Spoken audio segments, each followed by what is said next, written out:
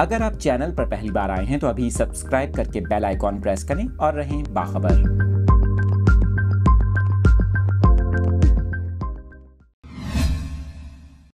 Update कर रहे हैं आपको इस अहम खबर से मुतालिक। आपको बता रहे हैं कि दरियाए सतलुज का पानी इतराफ़ की बस्तियों और फसलों को तबाह करता हुआ आगे की जानिब बढ़ रहा है, जबकि कई मकामात पर बंद टूट गए और बहावल नगर की तहसील मंचनाबाद में दरियाए सतलुज के पानी ने तबाही मचा दी। आपको बता रहे हैं कि बाबा फरीद पुल के मुहिक्का देहात में कच्चे मकानों की दीवारें ज़मीबोस हो गईं, जबकि फ़ैरोज़पुर चिश्तियाँ के मकान पर बंद टूटने से करीबी इलाकों में पानी के बहाव में इजाफे की वजह से सैलाबी सूरत हाल का सामना है। इसके साथ साथ आपको यहाँ पर यह भी बताएं कि हासिलपुर इंतजामिया मुमकिन सैलाबी सूरत हाल से निमटने के लिए अलर्ट है, जबकि हेड इस्लाम पर 70,000 क्यूसिक सैलाबी रेले की आमद मुतवक्के है। आपको बता रहे हैं कि हासिलपुर में मौजूदा पानी का बहाव 20,000 क्यूसिक है। दूसरी जानिब आपको बताएं कि बहावल नगर में हेड गंगा सिंह और हेड सुलेमानकी में पानी की सतह में कमी आने लगी।